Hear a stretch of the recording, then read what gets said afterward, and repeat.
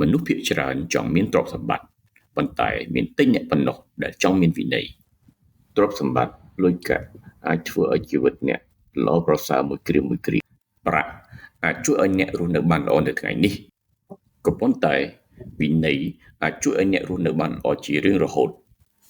អ្នកខ្សោយប្រើប្រាស់ប្រាក់ដើម្បីបំពេញចិត្តនៅថ្ងៃនេះអ្នកខ្លាំងប្រើវិន័យដើម្បីកសាងថ្ងៃស្អែក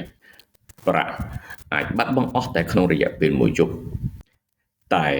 វិន័យអាចនាំឲ្យអ្នកមានបានឡើងវិញរឹងមាំឡើងវិញម្ដងហើយម្ដងទៀតអ្នកមិនចាំបាច់មានប្រាក់ច្រើនដើម្បីក្លាយជាអ្នកក្លាហានទេតែអ្នកត្រូវមានវិន័យដើម្បីរក្សាភាពក្លាហានរបស់អ្នកនេះហើយគំនិតខ្មែរវិន័យ